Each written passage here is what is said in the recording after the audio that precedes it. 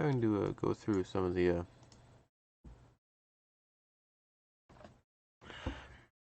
save files didn't transfer over, so I'm having to skip through what we've already gone through.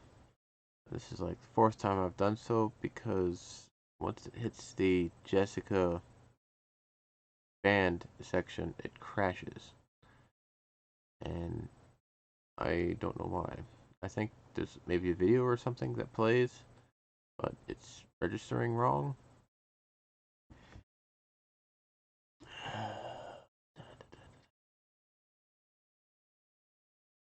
Works.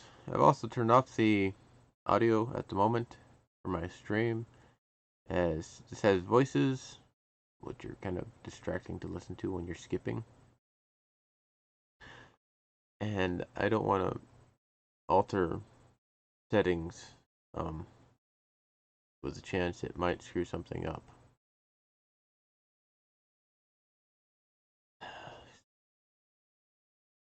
I've actually gone through quite a bit. If it fails, again, I'm just going to switch back to the original version I have. I do have a extra version I copied and it didn't get messed with. So we'll see. I do like the backgrounds in this new version a hell of a lot better. Faces are a bit odd. It's a lot more. Some characters more expressive, but others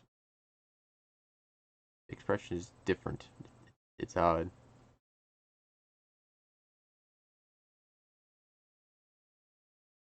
All right. Beach and the tea party scene. Hey. Kinzo out in the garden bawling his eyes out. Beatrice. Here's the high school. This is the bit where I have to watch it. Give me a sec. I want to try something else to try and make sure. Gotta skip ahead a bit more if I can.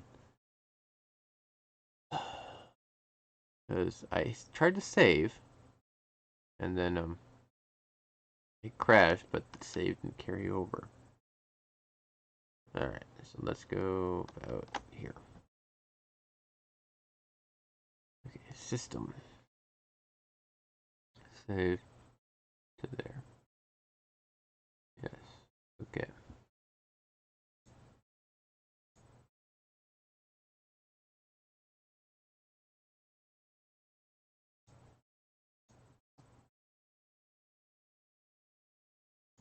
Just for good measure, I'm going to go to the title screen and quit to make sure that the save actually stays there.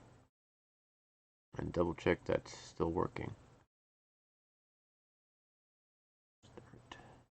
Load. Okay.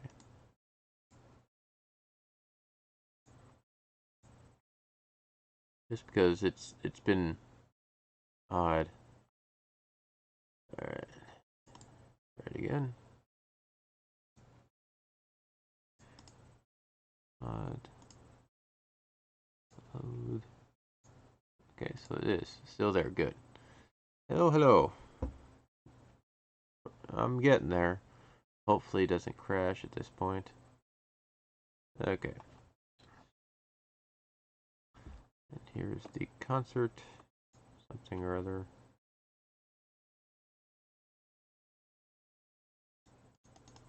Right, I'm not going to skip because that may be the trigger. Didn't know she could play. Practicing. Jesse Sama. Alright. Alright. Where is that mark? Oop.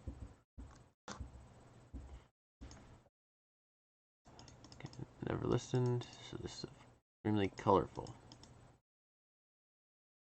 I believe this is the trigger. Don't crack.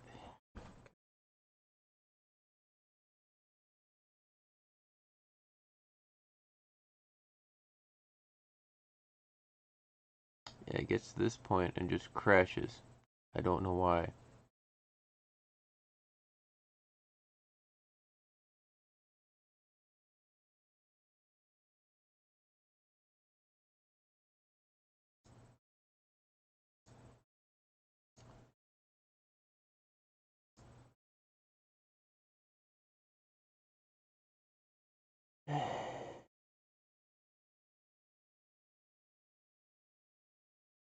I can't get past that point. That's like the 4th time I've tried to get there.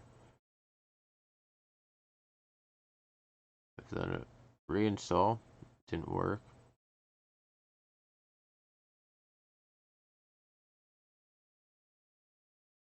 I'll try some.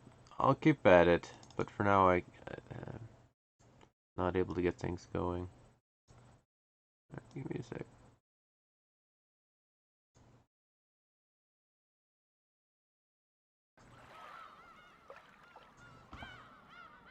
Alright, so right.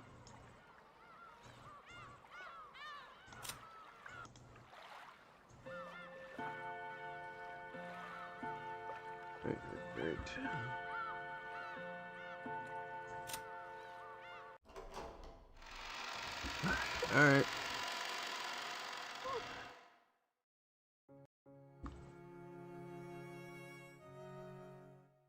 And that mod is very odd. It's a very odd way to download anything.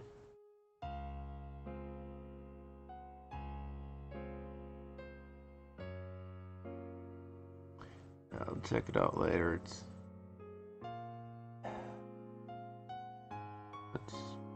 troublesome.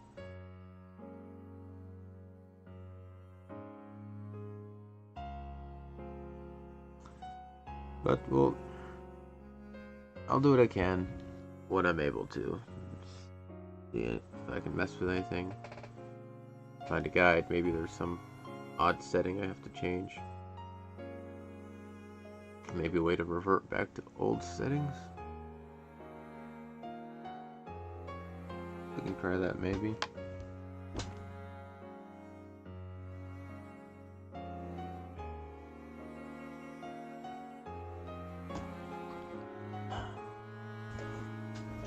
Anyway. In the meantime, we'll just stick with the one we got. It works. It's fine, but we'll see where it goes. Alright, so where did we leave off?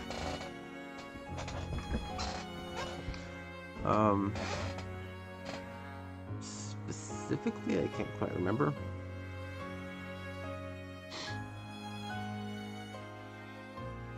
They're walking around the garden. Did I forget to save?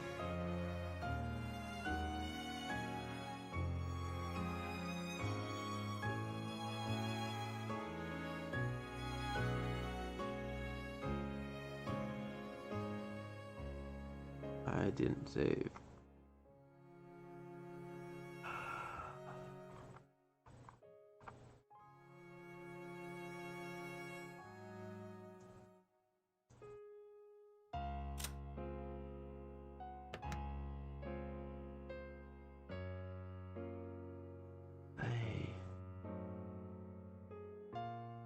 All sorts of technical issues. Alright. Give me a sec.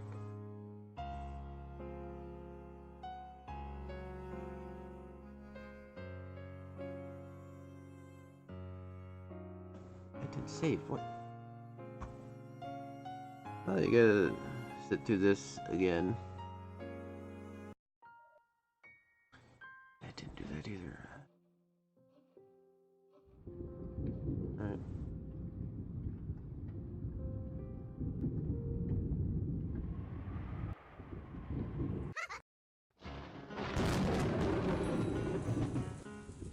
One other thing I noticed about the new sprites is her pipe is too thin to see the logo on the new version. You see on her pipe when it flashes through that it has one wing eagle on the stem there, but on the new one it's just a very thin little stylized piece.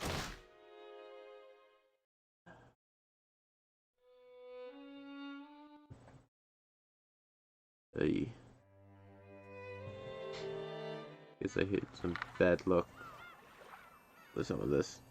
Just bear with me while I try and sort through it. No, I saved. Hello, hello. Technical problems galore. Welcome, welcome. I'm having to skip because my save didn't save, or I forgot to. One or the other. Alright. Kenzo in the guard, pulling his eyes out. High school. Them all freaking out.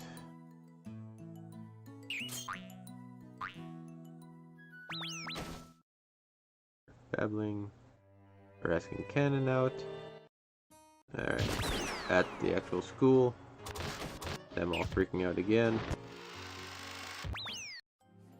Her up on stage doing her thing.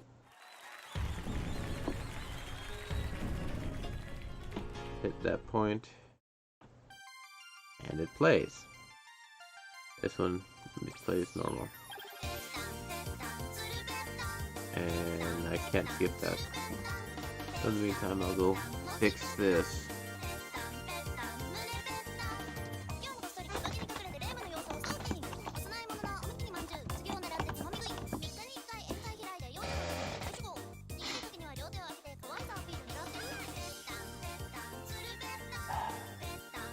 Hello, hello. Ah, there we are.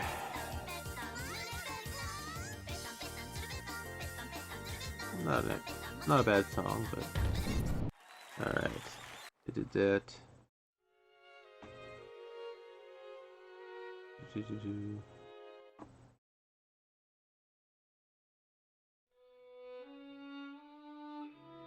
think this is just about where we left off.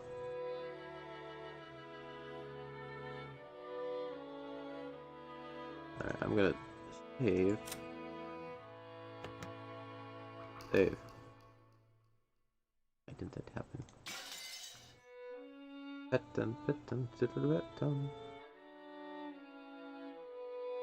Alright. Well, anyway, that was a very, very summarized version, or too long didn't read version of what we all just did. So yeah, she asked Cannon out on be her fake boyfriend, and then apparently sang at a concert that her mom didn't watch, and they went to dinner.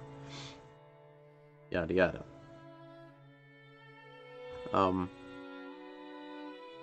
After she finished eating, Jessica didn't feel like going straight to her room. Her room was basically the place her parents had ordered her to be. So perhaps for Jessica, instead of returning to her own room, being in an unknown location in this large mansion was a meager form of resistance.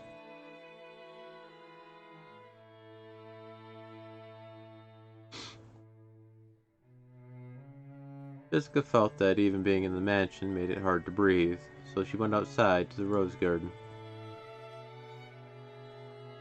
Well, even if she did show up, I'm sure she would have said something about how it wasn't appropriate for a successor of the Ushimiya family. So isn't it better this way? Jessica laughed at what she was sulking over. She laughed at what kind of words she could possibly have been expecting. That was dumb of me. In the end, I was just acting like an entitled brat. I'm a little exasperated with myself, and it makes me want to laugh. Milady. But, Cannon-kun, don't scare me like that. Just as she was about to force a laugh, Cannon suddenly started talking to her, and she choked. What's up? Got something to say? Yes? Jessica's expression became the one she always wore when looking at Cannon. The listless Jessica from a second ago was gone. If he had only known Jessica as the eventual successor of the Ushimiya family, as he had until yesterday, he might have mistakenly thought that Jessica's mood had sprung back to normal. But that wasn't right. He now knew a part of her that he couldn't have seen until yesterday, though he understood that there was no way Jessica actually felt the way she appeared. Oh, about today's cultural festival. Well, Thanks for coming with me so I could show off. You saved my butt out there. That song. You were really good. What? Uh, really? You're embarrassing me. Even though she had heard the words she most wanted to hear, Jessica acted shyly and couldn't accept them openly. I cannot sing, and I don't know how to play any instruments other than the harmonica and the recorder, which I learned in elementary school. So I simply assumed you were the same, my lady. At the time, Cannon had never felt as though he'd been looking down on Jessica in this way. But all the people he'd seen playing special instruments were on the other side of the brown tubes in the TV. Brown tubes. At the very least, he'd been under the impression that it'd be impossible for Jessica. I am furniture, so I didn't believe there was any need to sing or play instruments. But I'm not sure anymore. Seriously, Cannon-kun, enough with that I am furniture business. That's like a proper attitude you servants are supposed to have, right? Servants are supposed to be like living furniture. Kenji-san says it a lot. It isn't just a proper attitude, because we really are furniture. I know the kids from the Fukuen house receive assistance from grandfather in various ways, and I realize how grateful you are for that. But it's a bit cruel for you to have to call yourself furniture just because of that. We're all human, aren't we? Cannon-kun, when you saw me singing, what did you think? It looked like you were having a lot of fun. I don't think that's true. Huh? You didn't just think it looked fun. You were envious, weren't you? That's not... Cannon probably hadn't noticed that emotion himself. Most likely, Cannon saw something he'd never seen before, learned about it for the first time, and felt envious. And to trick himself out of that emotion, he'd called himself furniture over and over. I know I'm a success to the Ushirimiya family or whatever, and, well, I'm sure there'll be a lot of annoying stuff to do from now on. As far as that goes, I can't do anything but give up, since I was born under an unlucky star. Probably, just like you had to live at the Fukuen house, I don't have a choice either. I couldn't choose the stars under which I was born. That may be true. But there's one place where you and I are completely different. Know what that is? I am furniture, and the lady is not. He was about to say that, but stopped. I do not know. Cannon-kun, you decided that your fate determines everything about you, and you gave up. But I can't accept this kind of fate, so I do the best I can.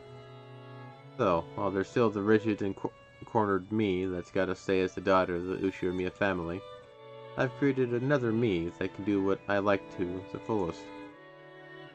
Another you. Yeah.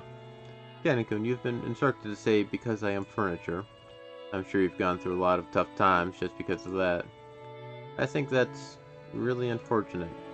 But the idea that your entire life will be decided by that alone just seems sad to me. You know, it's always possible for people to create another self inside them, a self that they can truly grow to like. I'm not talking about escaping from reality, okay? When I'm that other self, I can really feel like I'm living a great life. So no matter how constrained and boring everyday life gets to be, I can always live on without suffocating. To make another self inside yourself that you can truly grow to like. To make another me, one that isn't furniture. Through your relationship with George-sama, has Shannon given birth to another self that isn't furniture? And did this other Shannon see something that cannot be seen by furniture? That's right. Well, I don't know anything about your private life, Cannon-kun, but I can sort of guess. Your private life probably doesn't exist at all. Am I right? Cannon couldn't reply, but that was answer enough. He had no concept of a private life. The Cannon would always be Cannon. So, furniture would always be furniture. Cannon-kun, Cannon isn't your real name, right? In the Fukuen house, new graduates would be given new families and a new life, so they were also given a new name. In his case, that was Cannon. Certainly. This name of mine may be a temporary thing. Before, he had thought of himself as Cannon and no one else. But he remembered. There definitely had been another self that wasn't canon. That was far, far away, beyond the distant fog of oblivion. So even for you, it should be okay to have times when you're Canon-kun and times when you aren't. Maybe when you act as a servant, that Canon-kun calls himself furniture and strictly limits his own will. But when you aren't Canon-kun, I think it's okay to live much more freely. Those words definitely weren't just lip service. Jessica had also been like this in the past. She had cursed her own birth into an environment different from all of her friends at school. Only she had been in a heavily constricted environment, forced to learn all sorts of things, and she had even been told whom she was and wasn't allowed to play with. It may have been sad, but she'd given up, resigning herself to the fact that she'd been born under that kind of star. But one day, Jessica stopped giving up and surrendering. Stuff like Ushiromiya family customs and pressure didn't matter.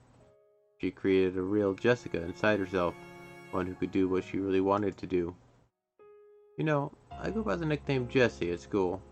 When I'm Jessie, I live life honestly and to the fullest. And because of that, I can do my best when I'm Jessica too. Would it really be so bad if you could also have times when you're canon, and times when you're, your real name? When you aren't canon, can't you try becoming another self that you can like? A time when I am not canon. He'd once thought of his real name as being completely meaningless. Because of that, he thought that canon summed up everything about him. And now, Jessica was telling him to create something new, another self that wasn't canon. Canon-kun, if you don't mind, tell me, what's your real name? He was silent for quite some time. Maybe Canon's real name had risen to the tip of his tongue. After hesitating for a long time over whether he should say it, in the end, he swallowed it back down. I forgot. My name doesn't matter anymore. Those words contained a faint rejection. No matter what kind of real name I had, the only truth now is that here, I am canon. The past has nothing to do with anything. The materials with which furniture is made, be it a trunk or a tree or otherwise, are meaningless in the end. I told you to stop that. You aren't furniture. You're human, right? I am not human. Canon clearly voiced his refusal. It was with a rage that he normally didn't show. Jessica couldn't say anything back and was struck silent. You are human, my lady. You are free to live any way you please, and any kind of furniture is possible for you. Any kind of future is possible for you. It's almost like you have wings and can dance to the sky like a bird. But I am not like that. Even if I looked like a bird, I'd be nothing more than a domestic duck. Even though they have wings, they cannot fly. To speak to me of that dream in the sky, despite that, it's just too cruel. Furniture and ducks. What the hell is all this? No. Jessica had unconsciously gotten along with Canon's forceful manner of speaking, but she realized that she shouldn't fire back and swallowed her words. I don't know anything about you. I don't even know your upbringing, and I don't know the hardships you've been through. So I can't even imagine why you started calling yourself furniture. But know this, you aren't furniture or a duck. You're a real human. If you want to say Canon-kun's furniture when he's working as a servant, that's fine. But, in that case, don't you think you can create a self for when you aren't furniture, or when you're human? Only a human like Milady can embrace that possibility. I am not like that. I have no future, no possibilities, no dream that I am allowed to see. So, Milady, please don't say any more cruel things. Why? Why do you say stuff like that? Because it seems you mistakenly think I'm a human. The same as you, my lady. We are different sorts of beings. I just wanted to make that clear. I heard from Shannon. Something about my lady liking me. What? No. I look almost identical to a human. So, like Shannon, I could probably delude myself into thinking I'm human and pretend to love for a time. But then, I would surely be fooling myself. No, I would be fooling you too, my lady. Shannon and George-sama will definitely fall apart. Even though Shannon herself probably realizes that day will come, she's taking part in such a stupid... There's nothing stupid about it. Sure, George Nissan's a wonderful person and he's got to match up to his parents' expectations. I'm sure when it comes to marriage, Antiva will interfere in various ways, and, I think their future prospects look like they'll be full of trouble, okay? But you know what? George Nissan isn't the kind of guy who'll surrender to that shit. Janet's no Juliet, and he'll definitely bring her happiness. People cannot engage in romance with furniture. What I'm trying to say is that even if you can love furniture, I cannot love you, my lady. Those words of Cannon's crushed all of Jessica's bittersweet feelings from that day. There was no way her emotions could have predicted that she'd be refused so bluntly. In an instant, she lost the willpower that had led her to try and unravel something stubborn in Cannon's heart. And before she knew it, she was just standing there in shock. My lady, if your feelings for me were due to my conceits, then I must ask that you forgive me. No. Well, I won't deny that. Thank you very much. Huh? Thank you very much for thinking of me as a human. Those feelings alone really do make me happy. Anything more would be too cruel for me, so... No, I've said enough. Sorry about that. Jessica recklessly scratched at her head and spoke, trying to force her voice to sound bright. I just kinda ran on ahead by myself, and was a burden on you. I'm really sorry. I'm sorry for causing so much trouble on your precious day off. No. I was also happy that I could see you having fun. Then let's call it a night. If I don't go back to my room and turn off the lights, Mom will get mad at me again. That's probably for the best. I wish you a good night, my lady. Yeah. Good night. Cannon saw Jessica trot away with her back to him, looking disheartened. Then she suddenly broke into a reckless dash and disappeared in the direction of the mansion. As he watched her back, for just an instant, Cannon was tormented by the feelings that he'd just made a huge mistake. But he hadn't made a mistake at all. He'd been forced to refuse her now, for her sake, while the pain was still at its smallest. Nice going, making a woman cry like that. I didn't expect you to refuse her that strongly. If you'd given a normal answer, another pair of lovers would have been born thanks to my magic. How long have you been there? What a horrible person. When he turned around, the witch was suddenly there. It looked like she'd been there the whole time, watching the two of them as though enjoying a play. I shall forgive you for your insults just this once, in deference to that amusing little show. Even after 1,000 years, no more interesting shows exist than complications between boys and girls. To me, it's a pleasure that better and more addictive than opium. Cannon pulled the butterfly brooch out of his pocket. It was a manifestation of the great magic the witch had bestowed. Without hesitation, Cannon slammed it against the ground and stomped on it. Oh? What is the meaning of this? You know that was given by me. Just now, I figured it out. What you're doing isn't as tasteful as being a cupid of love. You're just a demon who enjoys showing love to those who can never be together, deceiving them. You are free to think that. Most humans I lend my power to say the same thing. Don't play dumb. You didn't lend Shannon your power because you felt sorry for her. You found a weak point in Shannon's heart as her chest burned with love, and you made her break the mirror that sealed you. What's more, you guessed how this would all end, and now you're toying with her. Am I wrong? Furniture is a thoroughly pitiful existence. So, you have no dreams, no future, and even no love? Good, good, there's nothing better than knowing your place. As you notice, there's a faint love residing in Jessica's heart. You seem to think you've snipped it in the bud. But did you know? Trees grow thicker branches if you thin out and prune them. A girl who loves furniture, is it?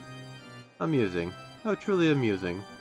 Shannon and George will also eventually reach a stalemate with their unfillable love, ripening into the sort of large fruit I love. Regretfully, it seems to be going so smoothly for those two that it's hardly entertaining anymore. But on the plus side, it seems the two of you will amuse me to no end. The witch laughed. Even though she had known the two could never be together, she had lent them magic to bring them together. However, they couldn't escape the fate that prevented them from ever being truly joined. The witch knew that. Even if they were joined, Shannon and Jessica would eventually break up. They would wander through an endless desert in this hell of love, tormented by an eternal thirst. What? Did you think I'd lend you my power and ask for nothing in exchange? I'll gladly assist a pair in love, and in exchange, I'll enjoy watching the cruel fate they'll eventually meet. I've never come across a better show, not over the course of 1,000 years. Just look at Kenzo. See how he ended up, an old, pitiful man who learned the taste of love before being thrown out of paradise. Look at how he lives, like a dead man that cannot fully die. You truly are a witch. Disappear. Get out of my sight, demon. Oh, I would disappear even without your prompting. My power still hasn't returned. It is still trying to continue showing myself. I overdid it when I gave you love as my power. As I am now, it will not be easy to maintain that power without that brooch as the catalyst. Cannon ground his foot even more into the stomped brooch. He felt it break under his foot. Then it evaporated like water, and changed into butterflies that sparkled gold, fluttering out from beneath Cannon's foot. Maintaining this form is quite painful for me as well. I will hide myself for a time, just as you desire. My magical power will rise as surely as the moon and the tides. And eventually, a fitting time will come for my revival. I know not in the slightest whether that will be tomorrow, next year, or even 100 or 1,000 years in the future. But as long as there are those who entertain me, I will surely gain power and revive. I will disappear for a short while, until that time comes. The bruise on the palm of your hand is already gone, so if you wish, tomorrow morning you can let my existence vanish like an illusion or a dream. After all, nothing saddens me more than being forgotten. However, I will surely be revived. Be on your guard so that you will not regret that day's coming when it arrives. I will surely have my second coming and rule over everything as this island's true master. That is the time when the door to the Golden Land will be opened again. The greedy dead will surely wake me. You talk too much. Disappear now, Golden Witch.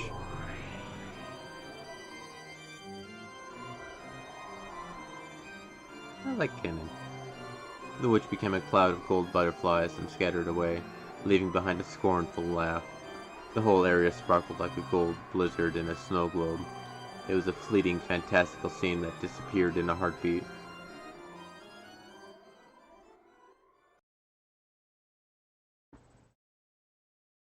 The witch could no longer be seen. However, Cannon felt like he could still hear that shrill, unpleasant laugh. How amusing, how truly amusing. Why is the human world still so amusing after all the years I've been away? Go mad with love, go mad with gold. Those who don't go mad for one of the two are not human.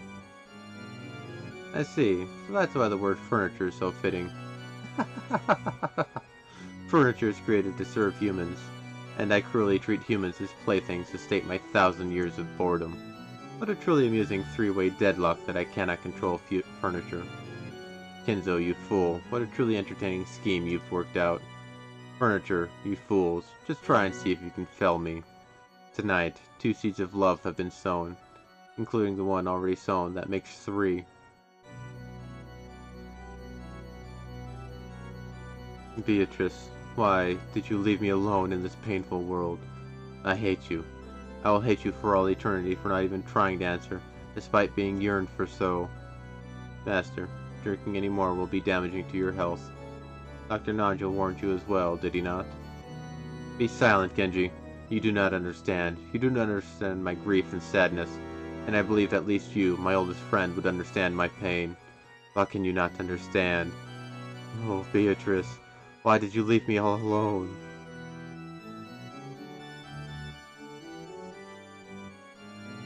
Ah! What the hell do you mean, furniture? I don't get it. I'm not good at fake crying. No, poor Jessica-sama. Even though the cries I hear coming from your room tell me of the situation, there is nothing I can do. This is all a tragedy due to a pair who are too young getting too close, when the positions of their births are too distant. I can do nothing but understand milady's feelings. I hide my footsteps and quietly walk away.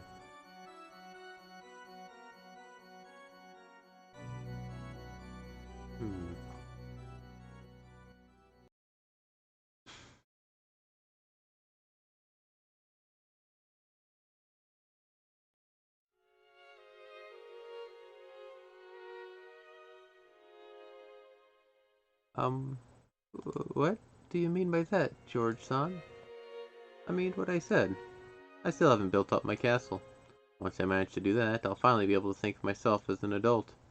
When that happens, I want to marry you. That's,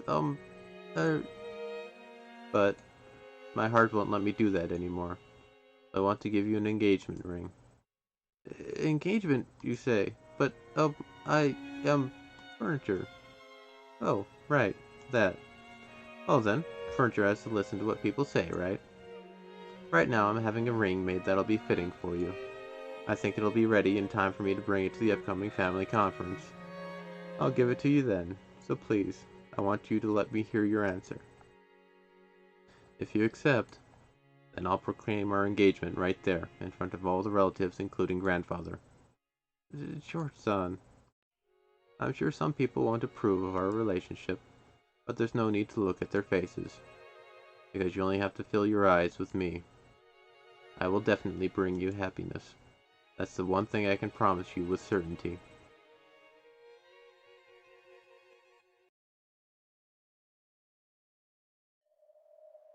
Not quite. I just can't wait to see how it will ripen. The gold butterflies do not swoop upon the juice of overripe and rotting fruit. I cannot wait for the day of harvest to come. Is the time of the banquet here yet?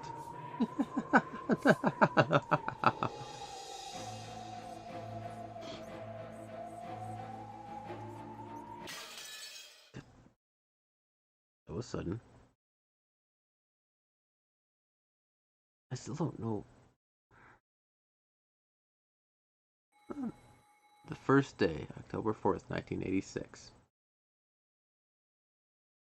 I still don't quite know what the fight is going to be. The fight with the witch and whatnot.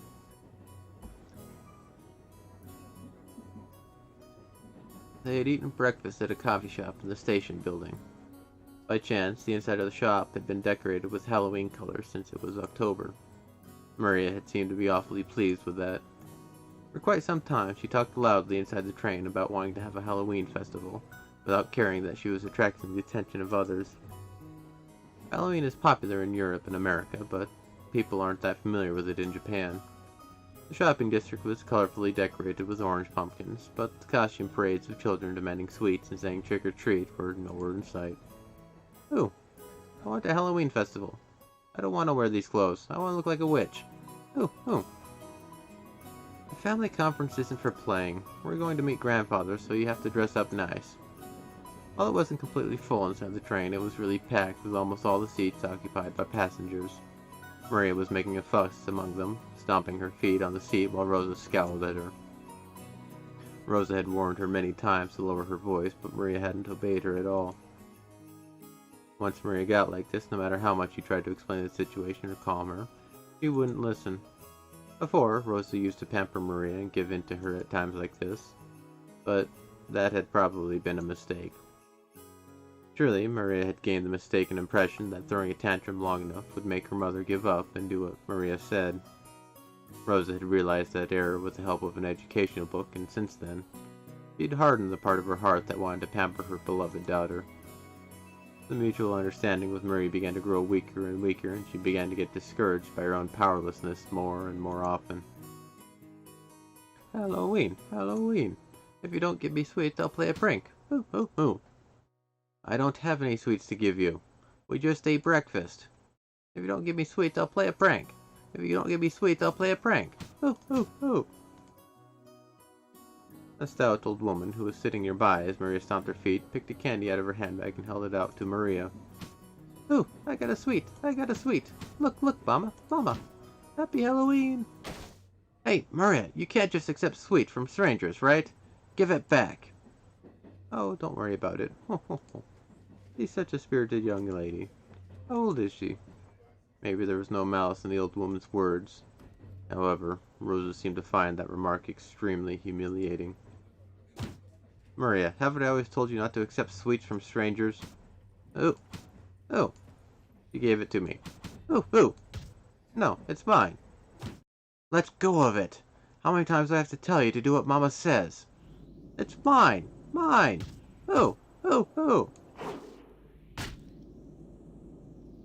Don't I always tell you not to say ooh, ooh? Ooh. Rosa reflexively hit Maria violently on her cheek. In a flash, Maria started crying loudly. Rosa immediately took the candy from Maria's hand and pushed it back towards the dumbfounded old woman sitting next to them. Please, do not just give sweets to my daughter. I'm so sorry. Breathing heavily, Rosa once again held the candy out to the old woman. After getting flustered about what she should say for a few moments, perhaps the old woman realized that her actions may have troubled this parent and child, and she accepted the candy back, apologizing.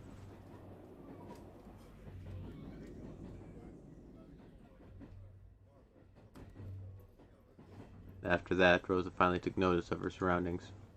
Her daughter's clothes were all messed up, she was crying and shouting with her nose dripping, and there were many dumbfounded passengers watching them. Except for the sound of the train running, the interior was completely silent. Fortunately, that pitiful silence didn't last more than a short while.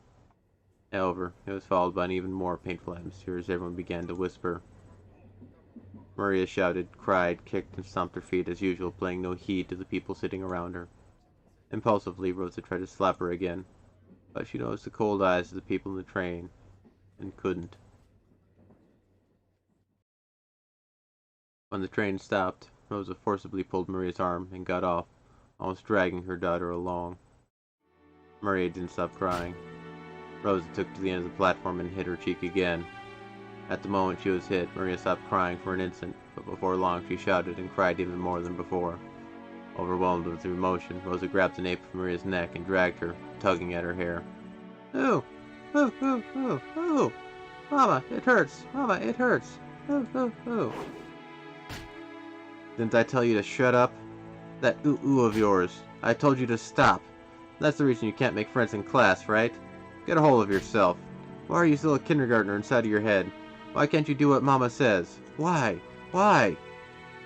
With those severe words, Rosa hit Maria's cheek over and over again. The more Maria cried and shouted, the more Rosa hit her. And the more Maria was hit, the more intensely she cried and shouted. Mama, it hurts! Mama, it hurts! Mama, save me! Mama, save me! Ooh. Why can't you stop saying ooh? This is exactly why you can't make friends. This is why Papa's business trip never ends. This is why excuse me. Ma'am, is everything alright? Do you want something? The one who timidly called to her was the station attendant. Rosa glared at the attendant with a look that said, don't butt in on the people's problems of a mother and child, stranger. Of course, the attendant surely hadn't wanted to get involved either. However, Rosa had been yelling on the platform for a much longer time than she had imagined.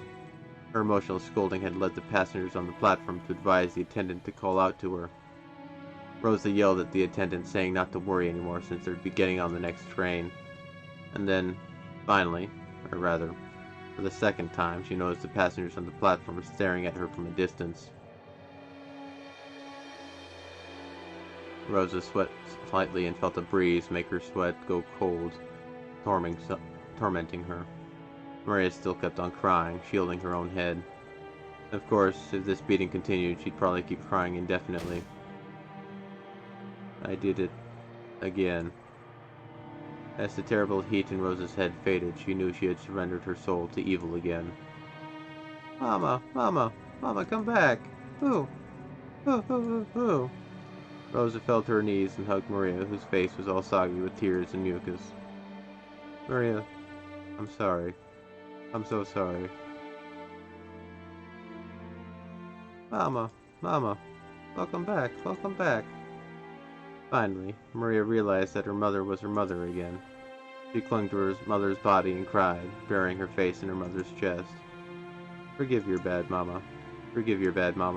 I'm so sorry. Please don't hate your mama. Oh, I'm just fine. Won't hate mama.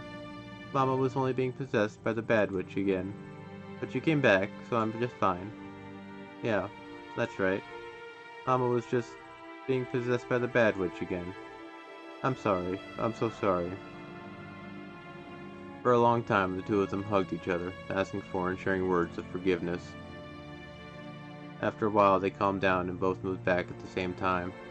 Murray's face and Rosa's face were both deep red after crying their eyes out. Do you want to have a Halloween festival, Maria? Yeah. I wanted to show those pumpkins marshmallows to George and Ichan and Jessica and Ichan.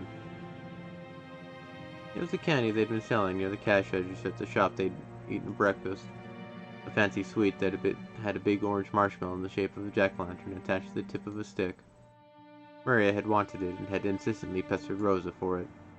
Rosa had refused, saying that there was no way she could buy sweets right after breakfast. Then, Maria, I don't know if they sell those in this town or not, but let's get off and try searching for them, okay? Yeah. I love you, Mama. Love you so much. Thank you. I love you too, Maria. The truth was that they didn't have time to waste loitering around at a stopover station. If they missed the airplane, they'd fall half a day behind schedule. She should have left home with more time to spare, but she'd ended up leaving late after choosing Maria's clothes. Because of that, Rosa had been a bit impatient since the morning. She looked at the clock. They had to get on the next train immediately. But her daughter firmly joined hands with her to go buy the sweet with her mother, and that hand was warm. To Rosa, as she was now, it was more important to renew her bonds with Maria. To her, Maria was not only a beloved daughter, she was everything Rosa had. Fortunately, they could see a big supermarket right in front of the station. They may not be able to find exactly the same sweet, but Maria would probably be happy with a similar one. Besides, Rosa couldn't show up with a face swelled from crying. She must fix her makeup. Maybe we won't find a marshmallow exactly like that one, but hopefully we can find something like it. Let's buy some and surprise all your cousins together. Yeah, as long as we buy it together. Any sweet is fine. They exited through the turnstiles of the station in this unknown town. Maria walked across the pedestrian crossing together with her mother, chuckling to herself as though she was walking in an amusement park. Both faces were still deep red, but the two of them, mother and child, smiled warmly at each other without any restraint.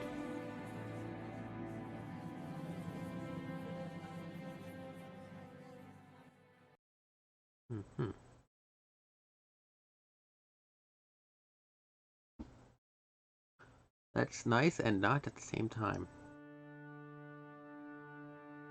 Dear, what are you doing in a place like this? Oh, it's you. It's nothing. I just find this a pleasant place to think. All of our preparations for today have been completed. Why don't we have some tea and relax while we wait? Forgive me. I'm always making you handle such troublesome matters. Please, rely on me even more. I am your wife. Naturally, I'm grateful to have you always coming to my aid. That's precisely why I'm able to devote myself to my work. I understand. I understand about your work. And the topic of father's inheritance, right? That has nothing to do with you. It's nothing more than fishing for rotten meat amongst greedy siblings. It's okay, dear. Everything will go well. Your businesses have never failed to work themselves out. Natsuhi softly cuddled close to Krause's shoulder. He complimented Krause on his hard work, but Natsuhi knew better than anyone that his work wasn't going well. Krause's project was something like a seesaw where a large amount of money swings. Big investments can lead to massive payoffs, but like large seesaws, they tend to shake a lot while moving very slowly, instead of showing immediate results. At times, it's possible to make further investments, that the seesaw inclines faster towards the side you want.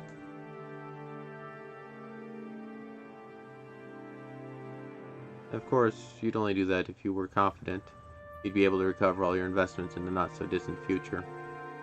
However, the seesaws Krause chose never turned out as he would have liked them to. His foresight wasn't wrong, but the times were moving sluggishly.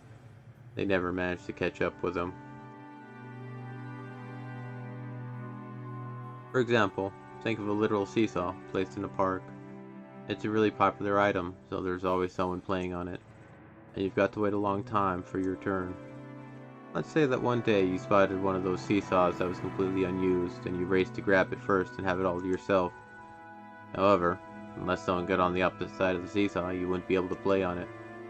What if lots of time passed and nobody came to the opposite end? Seesaws are popular, so if you wait long enough, a companion will surely show up. The crowds notice something. The weather's getting worse, so nobody's coming outside to play. But seesaws are popular, so someone will surely come eventually. If he vacated his place because of the worsening weather, it would certainly be snatched away. And once again, he'd end up longingly gazing from a distance at someone else having fun on the seesaw. On the side of the seesaw, he continued to wait patiently, all alone. That was Krause's project in his current situation.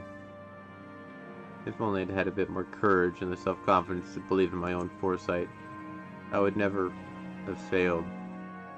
Yes, that's true. Your foresight is never wrong. You are the only one who inherited Father's resourcefulness. You inherited an innate disposition that none of the other siblings did. But I could never believe in it. I always shut my own projects down like a coward. Why can't I believe in myself? Who would believe in a man who can't believe in himself? Nobody believes. I'm always sitting on the seat where the losers must sit. My father, my mother, my siblings all sneer at me. How long is it going to take for me to be set free of this emotional complex? Just how long will it take? Natsuhi was the only one who knew. Only she knew of Krause's anguish. As the eldest son of the Ujirmiya family, who would soon be forced to bear an immense responsibility, he couldn't open his pained heart to anyone and was always getting compared to his father's great enterprises.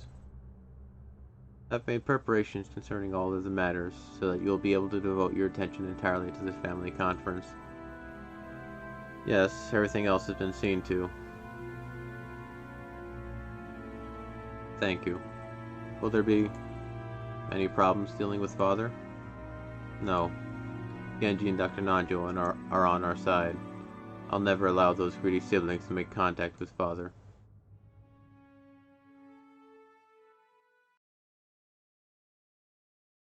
Genji and Nanjo are on our side. Hello, Koda here. Yes, please leave it to me. I'm anxious to put my skills to work for the big annual job. In the kitchen, multicolored ingredients were gathered and the preliminary arrangements were promptly being started.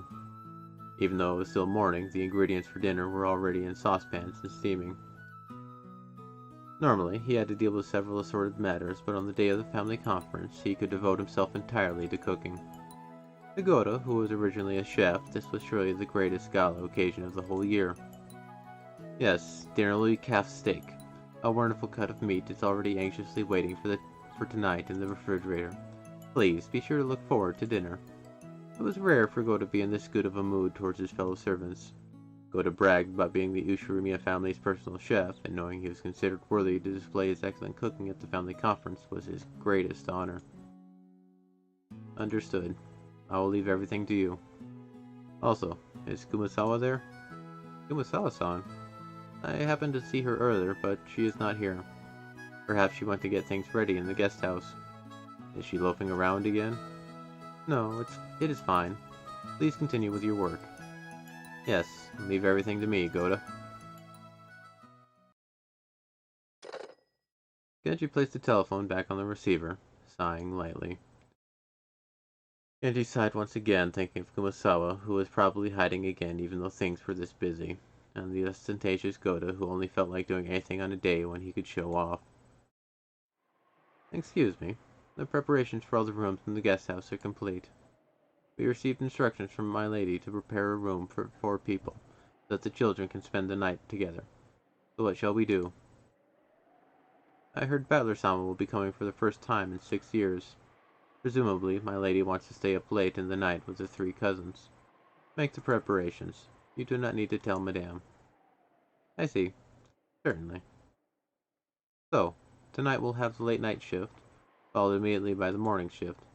Looks like these 2 days will be tiresome. Speaking of which, the weather forecast is saying a typhoon will strike in this area. Will everything be alright? Not really. Assuming the typhoon doesn't stray too far from its course, it may affect the boat ride back for the family members. The family conference's schedule might be extended until Monday or Tuesday. Our task may be a long and tiring one, but I earnestly ask that you take care not to make any blunders. Shannon, remain calm and do not panic. Cannon, be sure to greet our guests in a sociable manner. Yes, I'll be careful. I'll be careful. Today, we must conduct ourselves in a manner suitable for a very important guest. See to it that you make no blunders. We understand. All guests who visit here are important. Cannon, in the truest sense, we will be receiving a very important guest today. Make sure that you are prepared. Yes, sir. Shannon, is something the matter? You seem to be uneasy. Do you have some prior engagement at this time? Huh? No, it's nothing. My apologies. Nay, son. Important guests will be arriving today. Detach yourself from your private life. I don't know what you mean by private life. As Shannon blushed just a bit, she turned her gaze away from the clock. It was about time for the airplane carrying the family to arrive at Nijima. She tried to hide the fact that her upcoming long-awaited reunion with George was making her heart race. The Cannon, who stood beside her, seemed to see right through her.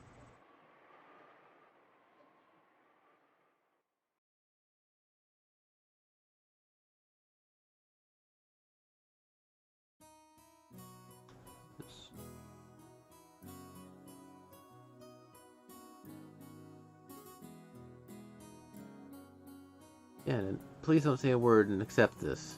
Inside a bathroom stall, George was practicing something over and over, taking out a small velvet box in his pocket like a quick-draw desert gunman. That's not it. Shannon likes men who are more assertive. I've got to pump it up with more horsepower. Shannon, put this on your ring finger. That's an order, okay? If I don't say it properly, that it's on the left hand, maybe she'll put it on her right hand. No. Shannon isn't that ignorant. But unless there's some room for her to express her free will, that'd be a little... I mean... As he crossed his arms, muttering, someone knocked on the door. George snapped back to reality. Hey, George-kun. You okay? Got a stomach ache or something? Hey, Uncle Rudolph. That's okay. I'm fine. No need to worry. Really? That's good then. But you know, you're straining way too much. Your ass will burst. Rudolph washed his hands, laughing cheerfully as he left. George, realizing that the most embarrassing part hadn't been overheard, relaxed and felt extremely relieved. And Kiri, isn't Rosa here yet?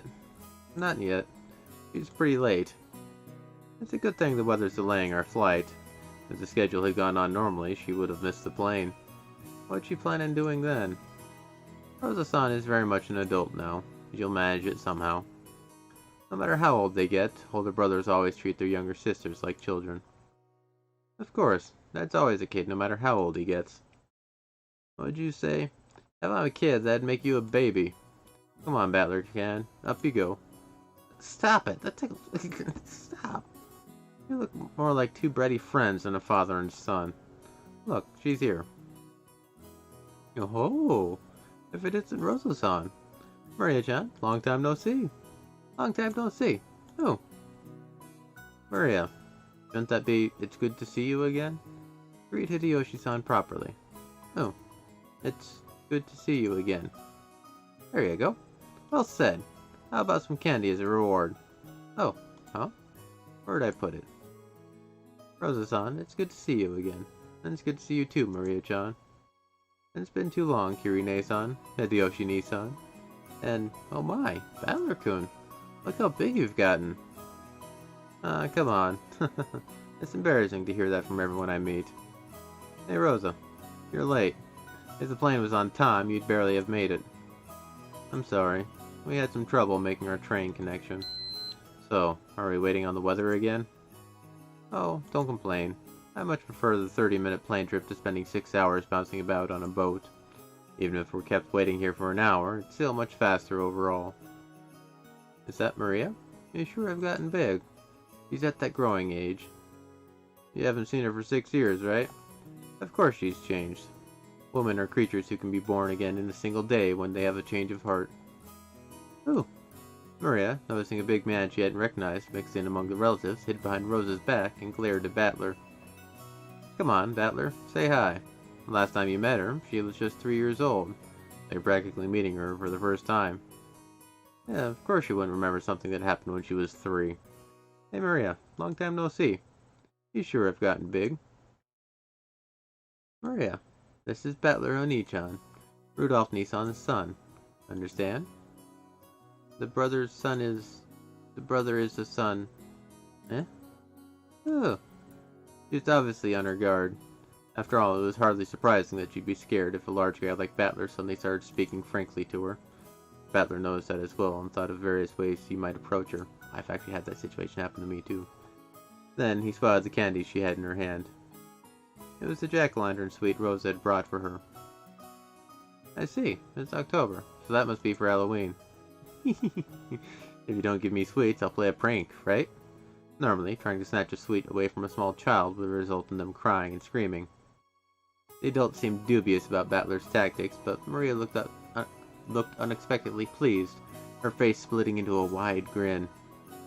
Halloween! Halloween! See, Mama? Battler also knows about Halloween. See? See?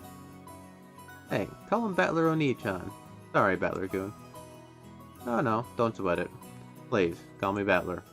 Because I'll be calling you Maria. Look, Maria, it's Halloween. If you don't give me sweets, I'll play a prank. If you don't give me sweets, I'll play a prank. From inside her purse, Maria picked out a jack-o'-lantern sweet similar to the one she had in her hand and presented it to Battler. When Battler accepted it, that seemed to be enough to confirm their friendship. The adults were amazed at how good children can be at getting along with each other. Maria had been throwing a tantrum because she wanted a Halloween festival. The Battler, who knew about trick-or-treating, must have felt like an ally. Her defensive posture from before was completely gone. Now she was all cheery, as though they'd been friends for decades. That's right, Halloween's a pretty minor event in Japan. You always see people marching in costume parades on the news from overseas, but I've never seen it here. I wanted to wear a costume too. Wanted to say trick-or-treat with all the cousins wearing costumes. I see, I see. Next time, let's do it together. What would you like to dress up as? A witch. Beatrice. That scene is a little different than I remember it as. I think that could just be my memory failing me, though. But Beatrice, huh?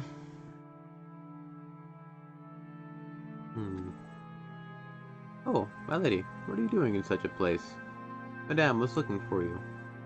I'm here because I don't want to be found. Anyway, I'm sure she just wants to scold me, like, is your appearance alright, and watch your language. Ho ho ho. Without a doubt. You know, when the day of the family conference comes, I always start thinking about this witch for some reason. Oh? And why might that be? The family conference is the day when everyone related to grandfather gathers. I hear that this time even Battler's going to be coming after 6 years. What if, just like that, some relative who hasn't shown themselves for several decades suddenly shows up? That's what I'm always thinking about. Oh, could a relative like that exist? I mean, Beatrice-sama. Nobody knows her background. Could she be grandfather's mistress from long ago? What if one of her descendants suddenly appears and tells us to return the gold we were given, or something? Ho ho ho ho. Cross-sama and the others will probably discuss the Master's inheritance problem this year too. Once they get so fired up talking about the witch's gold, one could hardly be surprised if that witch herself were to show up, yes? Kumasawa-san, I guess you keep quitting and getting rehired, but you've been here as long as Genji-san, right? You know more about Beatrice, don't you? Who knows? Ho ho ho. Even if I try to remember, this old woman here can't even recall what she had for breakfast this morning. Kumasawa-san, you're always dodging with those excuses, but you know something, right? Sometimes you feel kinda devious, like you know something and you're laughing behind our backs. Ho ho. That's harsh. I don't have any secrets. The only thing I can say is that Beatrice-sama is the Golden Witch, and that she is the other master who controls the knights of this island. Okay, now you're just repeating stuff Grandfather said. It must be a pain to play along with Grandfather's crap, even though you get paid for it. However, I can say this much. What? in ancient times, Rokkenjima was feared and called Azukushima, Azuki Bear Island. The Azuki is said to be a corrupted form of Akuji, and in fact it was called Akujikishima, Evil Appetite Island. That is what is told among the fishermen. I've heard about that before. Supposedly, there's lots of sunken rocks and shipwrecks around here, so the fishermen get scared and stayed away from wherever they could, right? Evil spirits settled down in Akujikishima and have continuously eaten the souls of people since ancient times. Quite a few people lost their lives because of this island. And then, that monk, the traveling Shugenja, or whatever, built that shrine, reposed the souls, and settled them there, right? Sounds pretty crazy, though. And that shrine for the repose of souls was destroyed by an eerie violent thunderbolt this summer, which tore up the darkness of the night. Kumasawa-san, you really like those stories. Okay, sure, it'd be pretty creepy that a thunderbolt took out a shrine. But, well, it was all worn out from the start. Maybe it just got washed away by some big wave. The evil spirits of Akujikishima woke from their slumber and summoned Beatrice-sama. If Beatrice-sama happens to pay a visit to the family conference... If she does? Kumasawa fell silent for a moment. Jessica was pressing her to keep going, so that gap felt strange and eerie. And Kumasawa noticed that she had Jessica plenty scared with her silence. She grinned broadly. Well now, I wonder what would happen.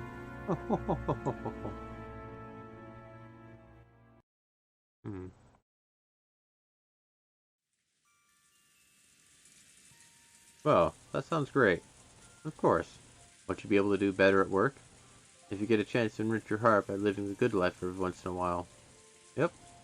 Can't live right unless both your walls and your heart are enriched after all. Sure, I'll keep that day open. Go ahead and make reservations. Okay. Don't even think of missing it.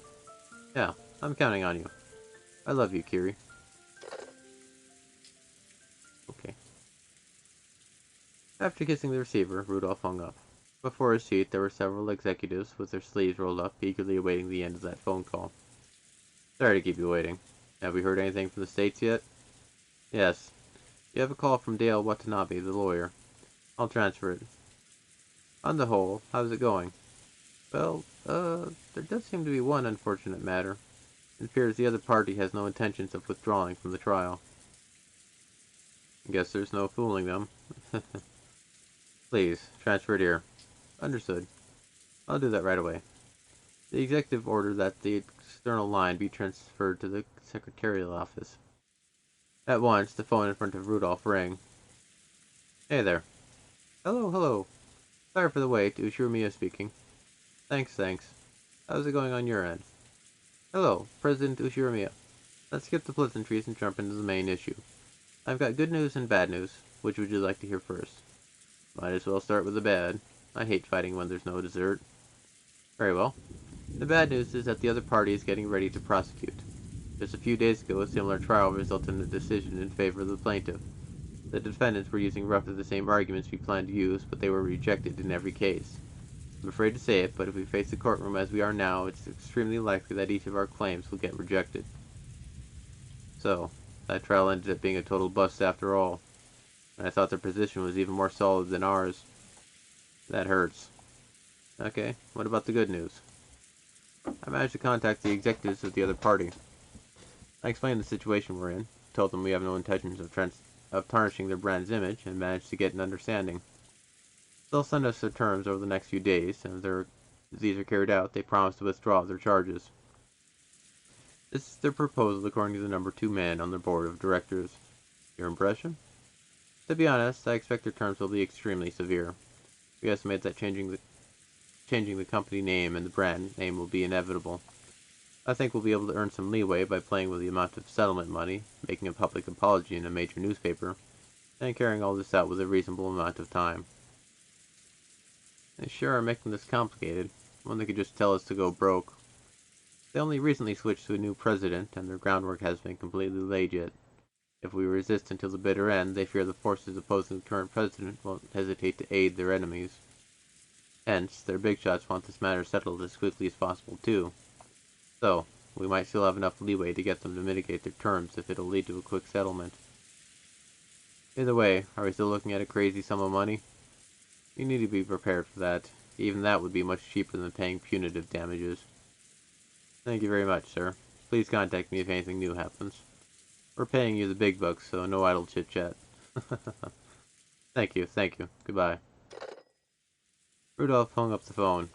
The executive sitting in the reception seat seemed to have guessed at the contents of that discussion. You guys hear that? Simply put, they'll forgive us if we can pile up enough money. Now, all we gotta do is haggle over the amount of that money.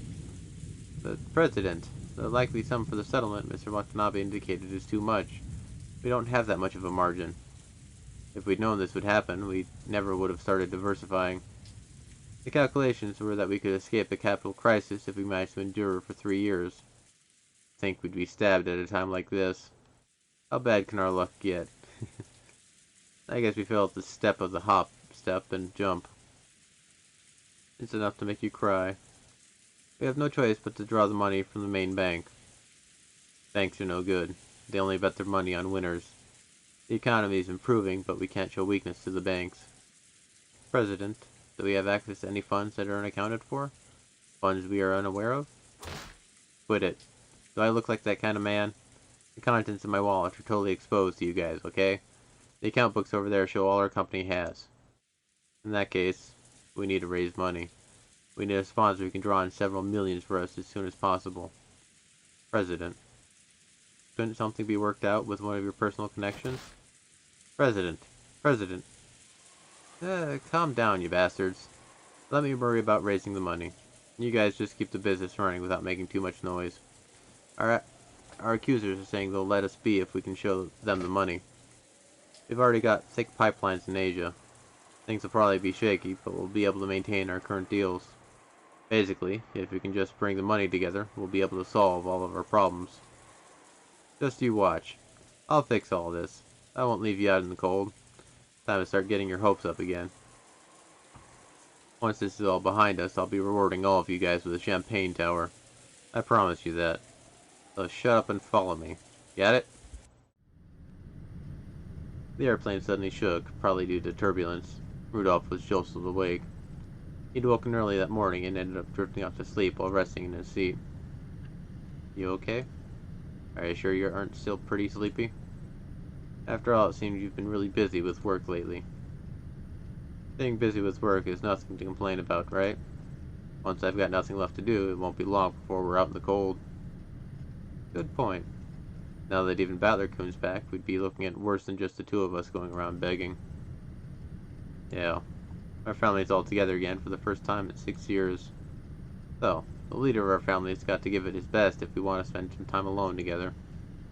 When he looked out the window, he saw that the airplane had already started to drop in altitude considerably.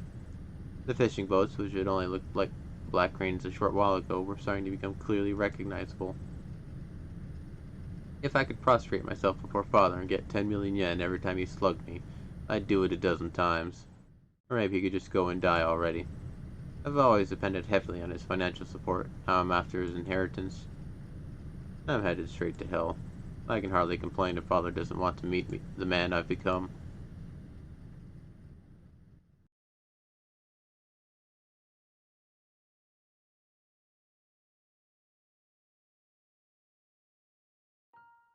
Could it be that, once again, you do not plan on making an appearance at the family conference? Nanjo looked at Kinzo's face, sighing. Kinzo's eyes remained rooted to a strange book on magic. I have no intention of joining those vultures in their debate. They can discuss how they'll suck my bones dry on their own. How utterly contemptible. My, how troublesome. Nanjo shook his head slightly. To him, children and grandchildren were lovely things. He believed watching them grow was the only way to truly enjoy old age. But Kinzo's words were very saddening to Nanjo. If the time comes for me to leave this room, I will show myself, just as she does not show herself yet. When Kinzo raised his face, his gaze pointed at the portrait of the witch, which was respectfully displayed on the wall. Kinzo's mind didn't dwell for a moment on the fact that today was the family conference where all of his beloved relatives would gather. It was filled only by the face of the witch in the oil painting, who never smiled except inside the portrait. Everybody knew that interrupting Kinzo when he talked about Beatrice would trigger his wrath. Today, I will hold certain ceremony. Oh, and what might that be? Perhaps it is closer to a gamble than a ceremony. After all, magic without risk can never house a miracle. Nanjo had heard Kinzo say this many times before. You might even call it a pet phrase of Kinzo's. Kinzo apparently believed that magic and miracles could occur if you gambled your own fate with a certain amount of risk and triumph. I wonder what sort of gamble you're making. As a man who was once called the Golden Gambler, and who's now so old he might pass on at any time, this should be well worth watching. I see. So the secret ritual I've developed after much research appears to be nothing more than a gamble to one unversed in magic such as you. Very well. If I have faith in miracles and win, you'll see clearly on this day that all my research did bear fruit, despite it seeming to be little more than the product of my eccentricity. If you win, it will all end just as you have already seen, as nothing more than the eccentricity of an old man who might leave this world at any time.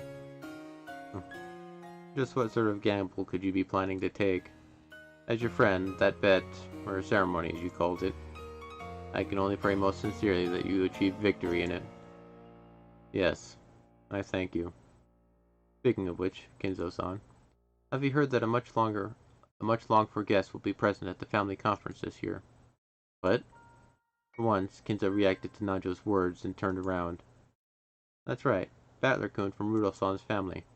I hear he'll be coming after an absence of 6 years. I'm sure he's become a splendid boy. Oh, Battler? I wouldn't call him longed for. I guess who's failed to show up for a mere 6 years. After hearing Battler's name and making a disappointed and ill-humored expression, Kinzo turned his back again. I imagine those 6 years went by in a flash for you, considering how you've immersed yourself in your research in this room. However, we might actually receive a visit, or a truly longed-for guest. Everything depends on the results of the roulette. The roulette has already started to spin. Will it be rouge or noir? Tonight, let us enjoy ourselves as we see what kind of miracle the roulette will show us. The payoffs are large, and I don't intend to lose. Beatrice, accept my bet. At that time, the telephone on the table rang. The piercing sound seemed to irritate Kinzo, and he picked up the receiver to preserve the silence as much as he could. What is it? I'm busy. Genji speaking. Everyone has arrived. What of it? Just serve them some tea or something. Certainly. I will do so. Kinzo hung up the phone rudely. Looking at that, Nanjo sighed yet again and shifted his attention outside the window. As he is now, I doubt Kinzo would pay any heed to any sort of guest. Could any guest possibly make Kinzo come out when the time comes, as he said? Kinzo had a single person in mind, but that was a guest who certainly wouldn't appear. Nanjo stared at the witch of the portrait with her impassive expression, unable to decide whether she was smiling or sad, and then gazed up at the lead-colored sky.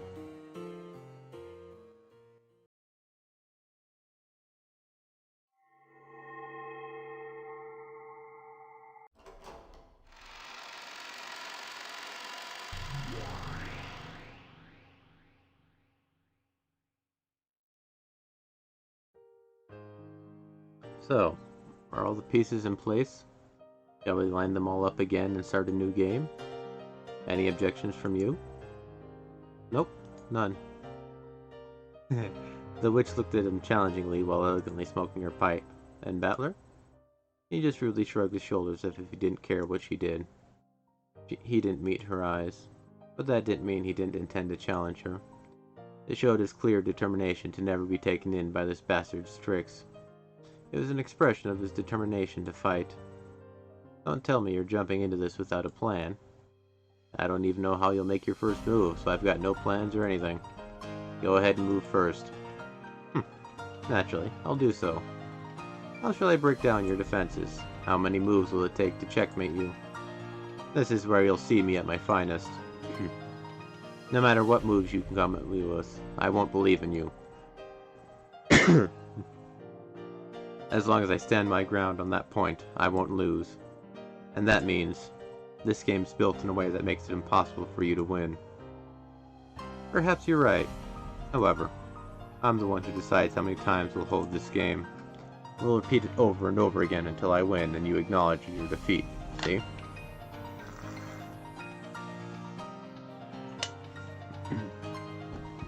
In other words, this is torture. An eternal torture that shall continue until you surrender to me. It shall go on endlessly until you acknowledge me and the existence of witches. Then I'll play your game endlessly, as many times as it takes, until you run out of patience. I've never lost in a test of stubbornness. Oh? Did a certain witch plant that idea in your head? Very well. I'm tired of listening to you ramble. Come on, get this started. Then let us begin. I already know all of your moves. A defense doesn't amount to much if the plan behind it is known. Don't think you'll be able to defy me with the same moves. Beatrice, I've got just one thing to say before we start. What is it? Go ahead and say whatever you want. However, whether I believe in you is something I'll decide for myself. No matter how impressive this magic of yours is, my soul won't yield to you. You think this is torture for me? You're wrong. Then what else could it be? This is torture for you. Someday you'll surrender to me and give up. Until then you'll be tortured over and over again. How amusing. What an entertaining metaphor. Torture where we torment each other. Yes, truly amusing. Come, shall we begin that torture? Assure me a battler. She seems happy. But yeah, the meta world, huh? Back into that, and I guess the fight is starting now?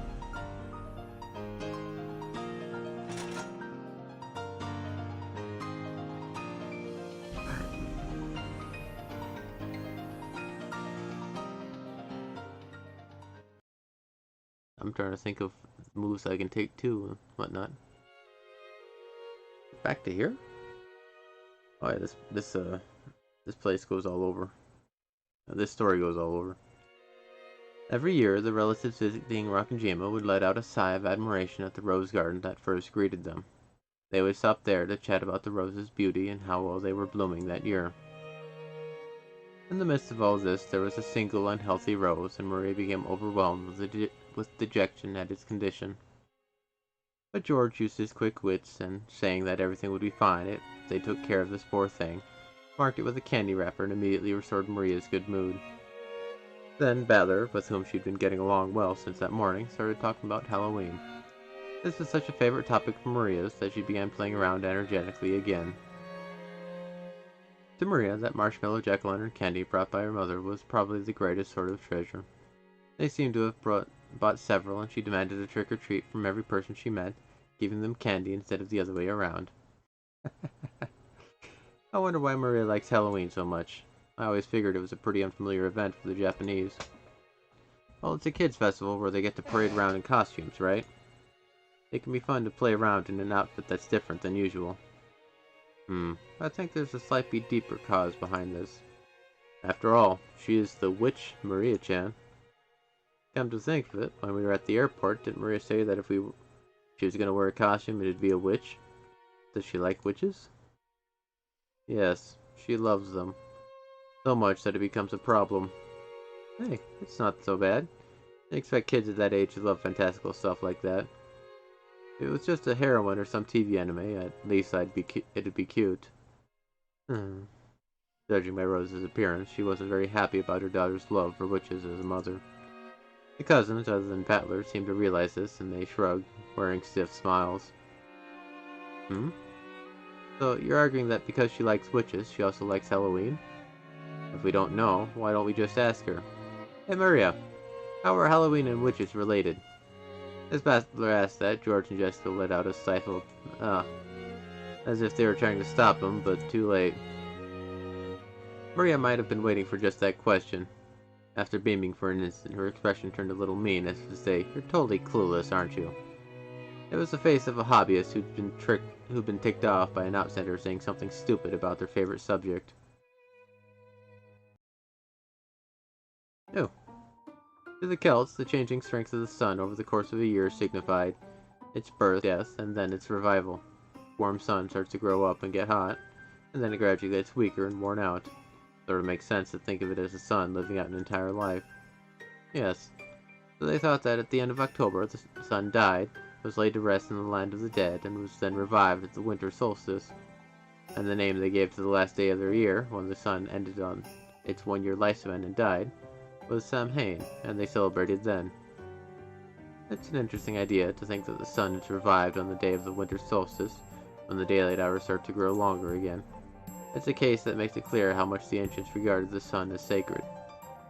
I see. So what does that have to do with witches? It seemed that my casual urging forward had slightly infuriated Maria. She glared at me with eyes that told me to shut up while she explained.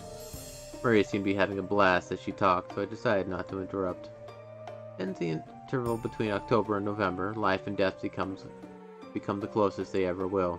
The Celts believed that during this time, the world of the living grew closer to the world of the dead and otherworldly beings, and many of those living in the other world would come to visit. It was like the Bon Festival in Japan. At the time, people believed that souls returning to the physical world would go into people's houses or possess people and do bad things. So in order to avoid harm, they performed rituals. One of those was to imitate creepy monsters and scare the souls back, which is apparently a way to avoid being possessed. That part became a festival, which turned into a costume parade. You really know a lot, don't you, Maria? Ain't it the truth? Even I never knew Halloween had such a history. But where did that whole trick-or-treat thing come from? Her knowledge was so extensive that the adults had suddenly started listening in too. Maria, who was normally treated like the youngest all the time, puffed out her chest with pride. Saying that this was just the kids' discussion, Rosa suggested that the adults go on ahead and set their luggage down in the guest house. But nobody else agreed to go with her, and she let out a heavy sigh. Ooh, trick-or-treat is just for fun. It has nothing to do with what was originally a Celtic ceremony. That was created later when Christian customs were mixed in. However, I think it's right for Halloween to be that way. According to Maria, the souls of the dead weren't the only ones who visited from the non-human world. There were also spirits and intimate connections to the people's everyday lives. Humans could receive favors from those spirits, so they'd manage to gain magnificent blessings, as well as a year's worth of good crops. So basically, Halloween was also a bit of a harvest festival. I get it. Now that you mention it, I guess October is a turning point in all kinds of ways, including with the seasons. Sort of the opposite of April in Japan. Yeah, that might be a good place to mark it. Oh, and also, the witches hold a witches' assembly then, called the Sabbath. The witches thank the spirits and give out blessings of prosperity and reward them. Halloween costumes imitate the guests that come from the other side. In other words, you might say giving out candy is a way to show gratitude for the yearly harvest. Oh, just like George and Nissan says.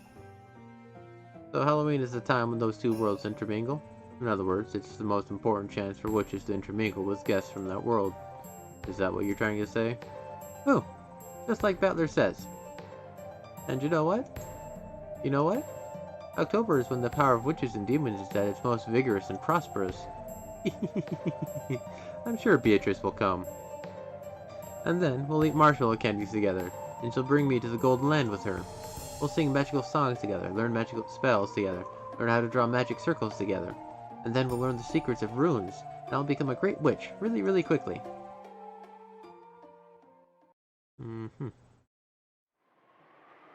My, isn't that wonderful? It's best for kids to have dreams. By the way, Rosa, how old will Maria be this year again? Maria, that's enough of that. Don't worry about it, Rosa-san. It's a dream all girls have at one time or another. Thank you very much. But Maria has always graduated from that age. Hey, I'm telling you to stop. Rosa scolded Maria, trying to shut her up before her cheery discussion about black magic earned her the snickers of the relatives. Oh?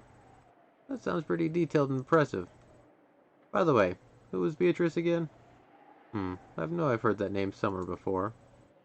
Battler had been gone for 6 years and had completely forgotten about the legend of Rokkenjima Witch. However, when he said he didn't know Beatrice's name, Maria's once bright mood soured in an instant. When he saw that, Battler immediately remembered that it was the name of the witch of this island, but the damage had been done. Until Maria's mood improved, she went on and on about many mysterious and fabulous episodes regarding the Golden Witch. That's enough, Maria. Thank you, Battler-kun, for letting her chat with you. Anan-kun, don't you have work to do? Please leave now. Koda-san, it looks like everyone wants to set down their bags for the time being. Sorry, but could you guide everyone to the guest house? Certainly. Well then, everyone, allow me to guide you. Then, if you'll excuse me. Koda led the relatives, and they began to head towards the guest house. They were eager to set down their luggage and take a breather, so they didn't realize that Rosa and Maria weren't coming with them. After watching them leave towards the guest house, Rosa's face changed suddenly. She let go of the hand that had been gripping Maria this whole time. There was a bright red mark there, making it clear how much excessive force she had been using on Maria's slender arm. That hand then slapped against Maria's head, pinched her left ear, and lifted. Even though I'm always telling you not to talk about witches, haven't I always said that was our promise together? Mama, ouch, ouch, ouch, ouch, ouch. You really do like blabbering on about Halloween all the time, don't you? A festival for witches? Who cares about the Celts, black magic, all that idiotic trash? You're 9 years old. 9. Because of that scene you made in the train, I went to all the trouble of making a stop and buying you those disgusting monster marshmallows that look like they have fluorescent paint in them. I went out of my way to buy it, even though it made us late. How much more will you embarrass me before you're satisfied? As Rosa cursed, she twisted Maria's ear up, almost as though she was about to tear it off. An expression of anguish spread across Maria's face while she frantically stood on her tiptoes, trying to soften the pain in that ear. Rosa suddenly grabbed the candy that Maria had been holding. She threw it on the ground and stepped on it over and over. To Maria, it was supposed to be proof of, it was supposed to proof of a memory of a brief span of time when her mother had brought something fun for her. But now that same mother was grinding it into the ground right in front of her. It was as though a brand had been pushed into Maria's eyes, leaving a mark that could never be erased. What's the deal with this disgusting candy? Disgusting, disgusting. It's because you're like that. It's all because you're like that. Disgusting, disgusting, disgusting. As she said that, she struck Maria's head over and over again with her palm. She didn't hit Maria's face, because the red swelling would stand out. Maria closed her eyes tightly, patiently bearing her mother's violence. No, that wasn't quite it. Come back, Mama. Come back, Mama. Save me, Mama. Defeat the bad witch. She kept bearing Rosa's assault, muttering that over and over. Didn't I tell you to stop talking about witches? Why you... Rosa, tired from hitting her daughter, breathed so hard her shoulders shook. Maria grasped her hands together, withstanding it, hoping her mother would return soon. Mama, come back quickly. Save me, Mama. Beat the bad witch. Fine, just stay there like that forever. Just stand there mumbling about witches and Halloween forever. After hurling those words at Maria, Rosa left in the direction of the guest house, leaving Maria behind.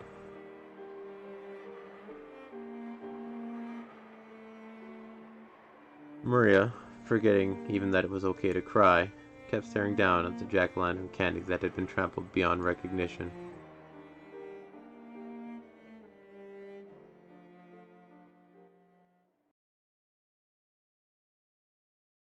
There's some problems there. Oh, Rosa, where are you? Where were you? I'm sorry. The roses were so wonderful, Rosa, set your luggage down quickly and come with us. We're gonna go say hi to Aniki. Hmm? What happened to Maria-chan? Is she still by the flower beds? Yes. It seems she found a rose she liked and insisted that she take care of it, refusing to listen. I decided to let her do what she wants for a while.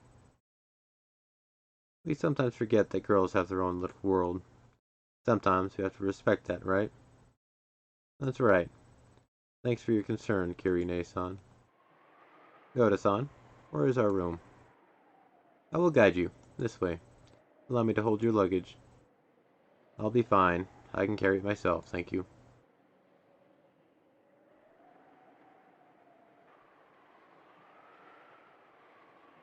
Rosa went into her room, guided by Koda. She then closed the door somewhat violently and threw her luggage on top of the bed. She got down on her knees in front of the bed, burying her face in it. For a while, Rose made as if to shed the sheets with her fingernails, sobbing constantly.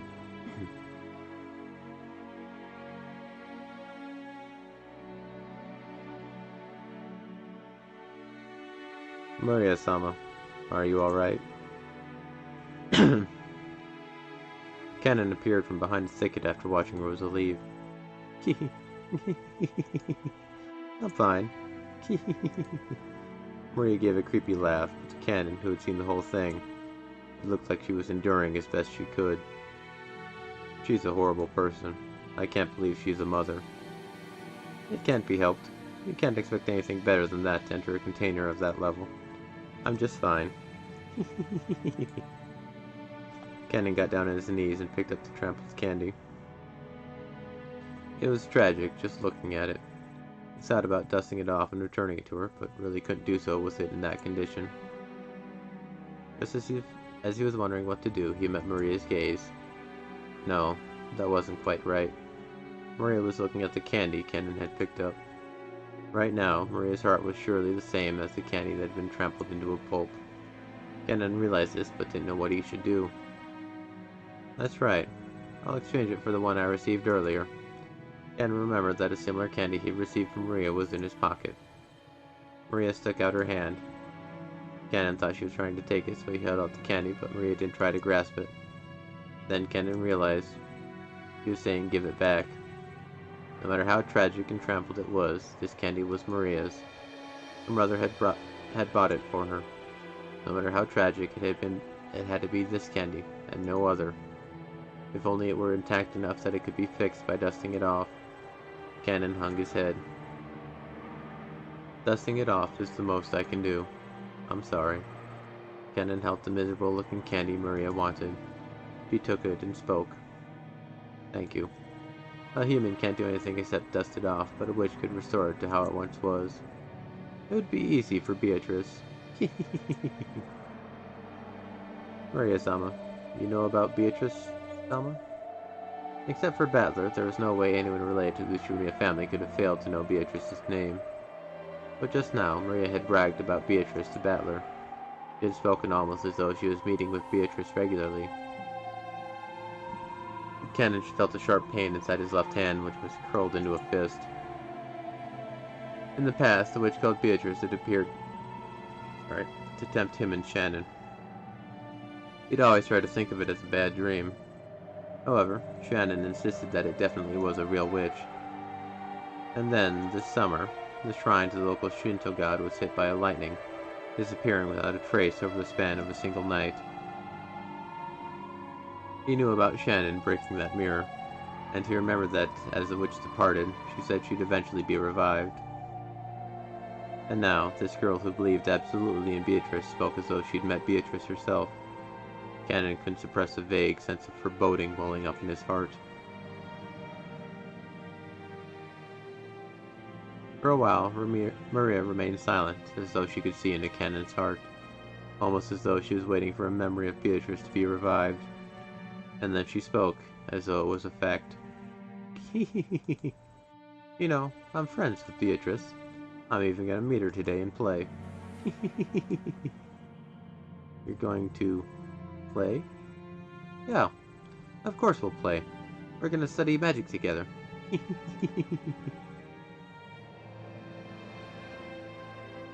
The face of that witch whom Cannon had tried to pretend was a bad dream began to slowly creep back into the back of his mind.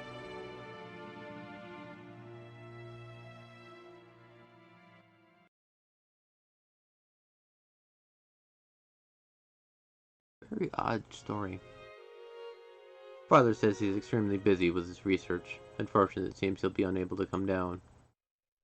Come on, we've put this conference in our schedules and come all the way to Rokkenjima during this crazy busy fall season. You'd think Dad could at least be a bit more sociable.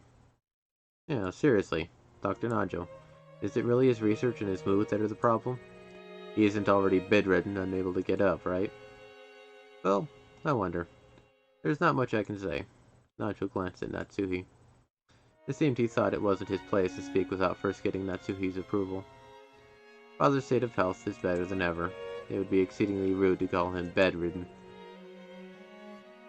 But he has only 3 months left to live, right? Normally, wouldn't you expect him to be wasted away, unable to get out of bed? Isn't that right, Dr. Nanjo? For a normal patient, that would probably be the case, but Kinzo-san has extraordinarily willpower. Perhaps that willpower has frightened even the Reaper away. Well, if he's the energetic, then I guess we have little to worry about for the near future, right? Though, if he's got that much spunk, I wish he'd at least come to greet us. Isn't the whole point of this family conference to come and see Dad's face? I'm not even sure why we came now. Don't say that. If you were here, you'd complain the whole time about being unable to relax. Shouldn't we celebrate the fact that all of us siblings have gathered this year to spend some time alone?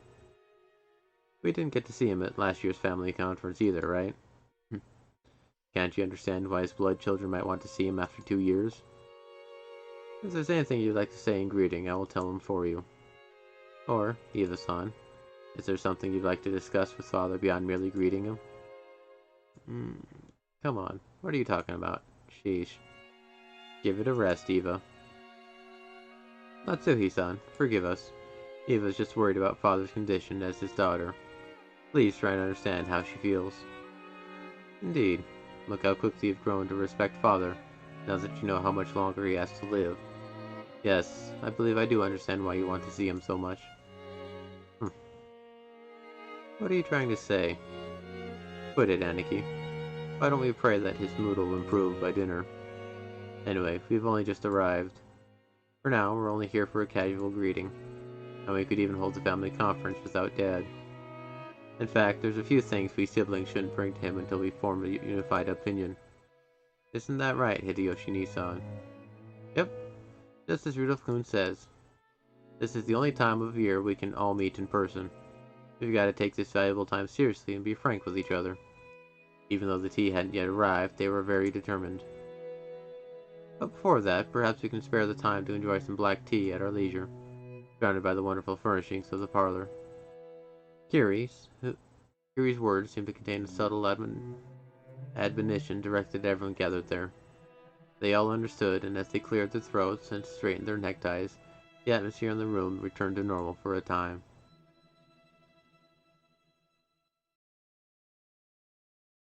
Excuse me, I've brought some tea. Hey, Shannon-chan, you just keep getting prettier and prettier. Shannon entered the parlor, pushing the serving cart. Everyone decided to relax and enjoy some black tea for the time being. A wonderful aroma began to spread throughout the room. As far as anyone could see, the strained atmosphere from before Shannon's arrival seemed like a lie. Of course, Shannon, who was setting out the tea, probably didn't even notice. Kiri seemed to laugh faintly at how adult everyone was suddenly acting. Rudolph didn't like it when Kiri took the initiative and spoke at the family conference. It was his worthless male pride. He probably didn't want to look like a weak man who took advice from his wife. She understood that and did her best to refrain from saying any more than was necessary. So, she separated herself from the circle of siblings who only superficially appeared to be enjoying some time alone together. Casually drank her tea near the window.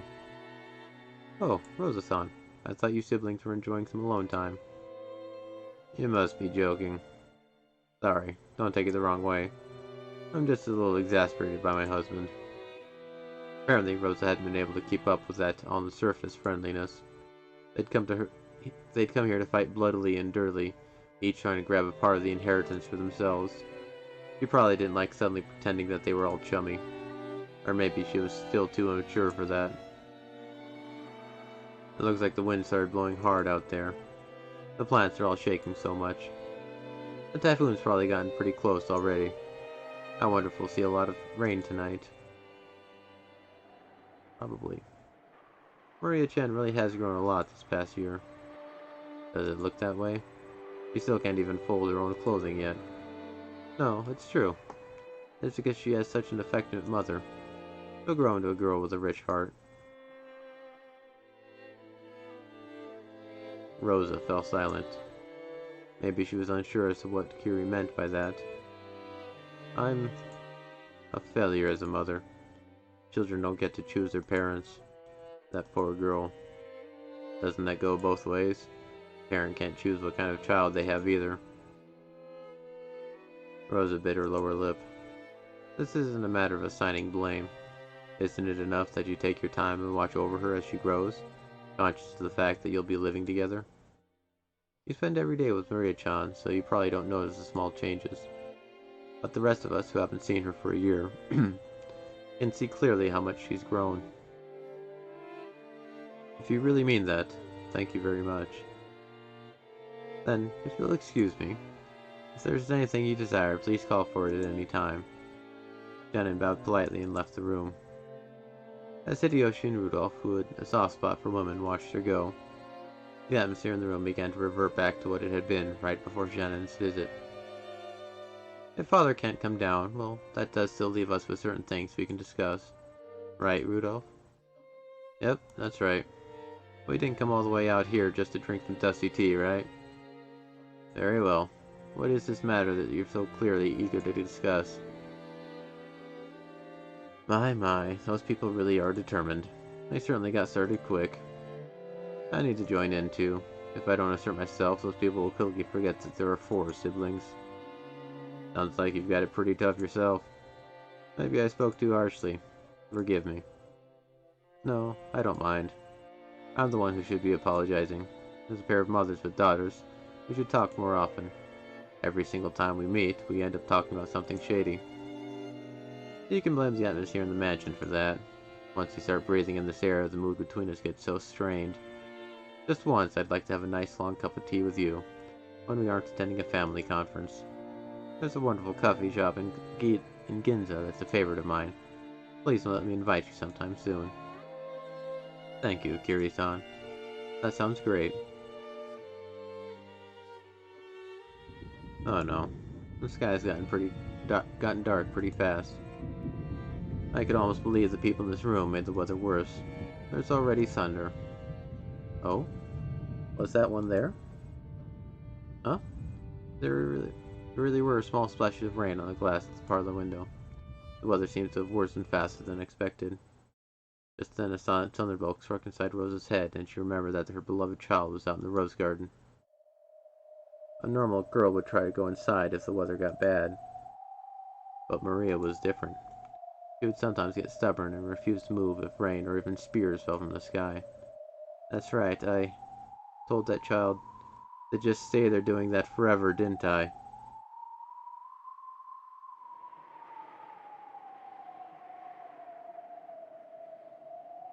I can't remember that fact. Too many names. Oh no! Maria! Everyone looked back at Rosa when she let out a small scream. What? What is it? I'm sorry. I'm going outside for a second. I'll be right back. What the? Seriously, what's going on with her? Don't worry, she'll be back soon. More importantly, should we begin? Our main topic. That's right. We can keep talking about that without Rosa. Let's return to our discussion. Rosa dashed from the entrance hall into the rose garden. When she opened the door, the wind that hit her was too strong to be called a light breeze, and told her that the typhoon was approaching faster than she'd thought. Just as Kiri had said, the wind was mixed in with small droplets of rain. There was also a low rumble of thunder. It could start raining any time. Rosa headed for the rose garden. She headed for the place where she had scolded Maria a short while ago. It was almost lunchtime. The children had been told to come to the mansion around lunchtime, so they were probably in the guest house waiting to be called. Even if Maria didn't come to them, they would surely think I took her to the mansion with me and wouldn't worry much. After all, she had been with her mother, so there should have been no reason to worry. I was here, and I abandoned my daughter to the worsening weather. Maria! Are you there? If you're there, answer me! Oh. I was right. She was still standing stock still, exactly the same way she had been, in the place where I had scolded her. Held in her hand was the candy that I'd bought, given her, and then stepped on and crushed. With that gripped in her hand, she stood there as the powerful wind swept her hair about, tormenting her. I'm sorry. I'm so sorry. Sorry, Maria. Forgive Mama. Oh. Mama, welcome back. I waited a long time for you to come back. The scary witch pinched me, but I stayed strong, waiting for Maria for Mama to come back without crying. Maria, forgive your Mama. Forgive your Mama. You didn't do anything wrong. You were just possessed by a bad witch again. So I'm fine. I really like you, Mama. I love you. I'm sorry. I'm sorry. Please forgive your Mama for losing to the bad witch. Rosa buried her face in Maria's small chest, crying and begging forgiveness. And once again those tears dripped down after who knows how many times. If only the brilliant sun had been shining on the two of them, all of their cares would have evaporated, and it might have felt like they could begin anew. However, what surrounded the two of them was the worsening weather. Sadly, there were only fierce winds with occasional thunder. The sound of Maria's sniffling brought Rosa to her senses. If Maria stood exposed to the wind for too long, she'd probably catch a cold. Okay, Maria, it's almost time for lunch. Why don't you come back to the mansion with me? Who? Won't go. Why not? Rosa thought she'd already received Maria's forgiveness, so she hadn't imagined Maria would refuse. But that expression on Maria's face didn't look like that of a child resisting her mother. So Rosa couldn't understand why Maria wanted to stand still, pointlessly as the weather grew even worse. Maria answered that question. It's Beatrice. She'll be here really soon. I'm waiting. Maria. Rosa struggled to find words for a moment, then fell silent. They'd only just managed to make up, after all. She chose her words carefully, trying to get Maria to come with her to the mansion without denying the witch outright. Beatrice is coming? Oh. Really? Then instead of waiting here, why don't we wait in the mansion? If you stay in this wind too long, you'll catch a cold. She'll come. Beatrice will come. And when she does, I'll give her candy. I'll do trick-or-treat. I'll give her a jack-o'-lantern marshmallow candy and say, Happy Halloween. Ooh. Maria pulled yet another sweet out of her handbag, moaning, ooh, ooh. Rosa was bewildered and didn't know what to do, as Maria started being difficult again. At that time, there was a sudden blast of thunder. It was probably a sign that this island had been sealed off by the storm, detached from common sense and reality. So after this moment, all common sense would probably cease to apply. The wind blew even stronger, and amidst that blizzard, its scattered rose petals, a figure appeared, leaving Rosa unable to imagine that this was a scene from reality. It was probably, no, definitely fantastical. After all, that shadow of a person was...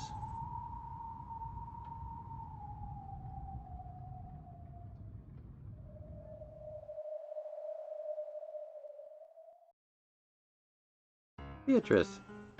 Maria dashed over to the shadow. Normally, Rosa would scold her daughter if she dashed over someone who she hadn't seen before and didn't know. But Rosa forgot to do that, and wasn't able to do anything but stand there stunned. It's been quite some time. Have you been well? Oh, I've been well. Witches don't catch colds. Oh. Indeed, a witch can use curses to make people catch colds. But how foolish would it be if she caught one herself? From now on, you should take care not to catch something like a cold yourself. She patted Maria's head as she said this, smiling roguishly. Rosa couldn't have known the name of the woman who was happily spoiling Maria. However, Maria had called it out in the beginning when the woman appeared. So even though Rosa had never met her, even though the woman still hadn't introduced herself, Rosa was able to know her name. However, that name held a special meaning on Rokkenjima and in the Ushiramiya family. There's no way something that stupid could be... Beatrice! Happy Halloween! Look at what we bought. I'll give you one too, Beatrice. Oh. Indeed. Happy Halloween. Oh, is this for me? How truly adorable that a candy would be made out of this. The lonely light of a man lost in the darkness of purgatory, unable to go to heaven or hell. Right now, on this island has been cut off both from the world of humans and the world of non-humans. There may be no more suitable sweet. It's a different outfit. Maria, what's wrong with that one? The witch noticed the sweet Maria was grasping. It was Maria's candy, which had been stomped on by Rosa until it reached its pitiful state. Oh, got stepped on and smashed. Can you fix it, Beato? Maria hadn't gone so far as to say that this was her mother who stepped on it. However, for some reason, when the witch saw that candy, she looked at Rosa and grinned. Hey Keith, welcome. We're actually just about to end here.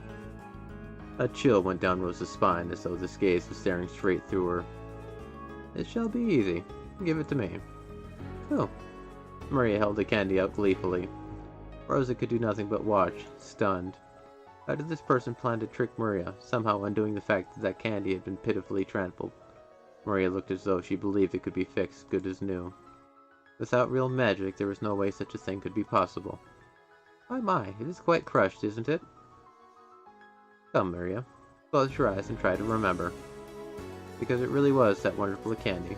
The candy of your memories is always full and fluffy. So you try to remember as well. What kind of candy was it, really? Along with those strange words, spoken as though singing an improvised folk song, the witch of the sweet and the air. Maria was closing her eyes and remembering, just as the witch had told her to, what shape it that crushed candy really had. Therefore, only Rosa saw that scene. The sweet that had been thrown into the air burst into a gold color. No, that wasn't it. Those were golden butterflies. It scattered into several golden butterflies, and they began to gather at the witch's hand, which was held up to the sky. And as she did this, unbelievably, it returned to its beautiful original form, no different from when it had been bought. Only Rosa and the witch witnessed that scene.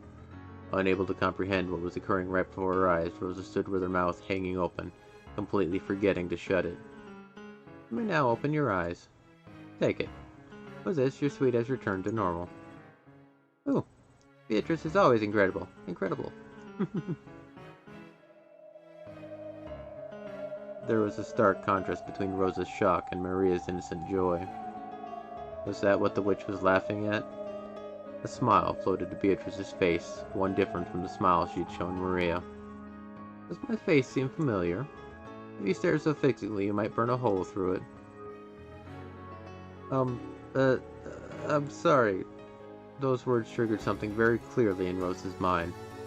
Rosa knew this face. She knew it from the portrait of the witch. But, no, wait, could this mystery woman really be...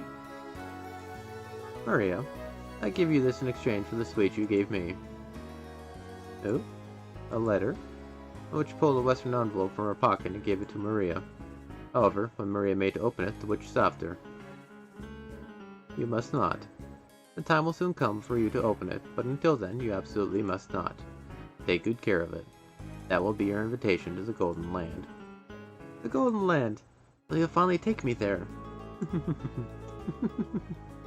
Take it and treat it with care. You must not show it to anyone. Oh, I'll keep that promise. You have always got to keep promises with witches. And this is for you. Huh? Me? You probably hadn't imagined that the witch would speak to her, too. Rosa was bewildered by the second western envelope which was thrust before her. She'd seen this type of envelope before. There could be no mistake. It was one of Kinzo's special envelopes, used when he wrote his own hand and bearing the Ushirimiya family crest. It was sealed with red sealing wax, and furthermore, it had a mark that seemed to have been made by the head's ring. In other words, even without asking what was inside this letter, Rosa knew that this woman, whom Maria called Beatrice, was trusted enough to be placed in charge of a personal letter of the current Ushirimiya head. It could have been any of the four siblings. However, the fact that I've met you here probably means that you were chosen by Kinzo's roulette.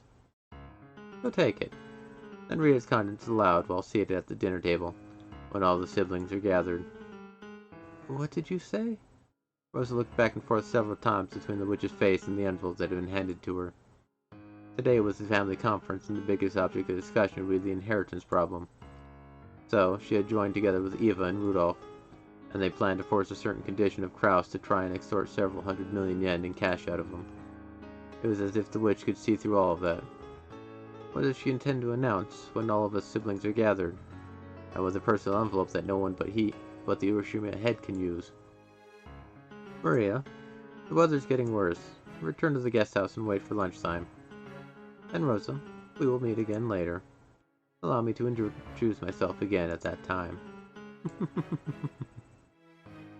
The witch turned her back to her, laughing.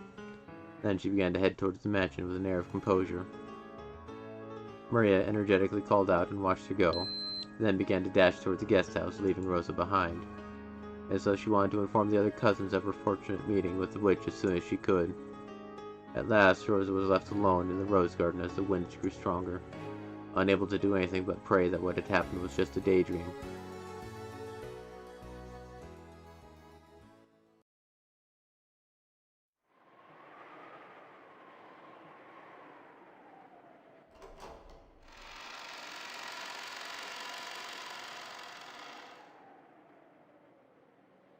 And that'll be it for today.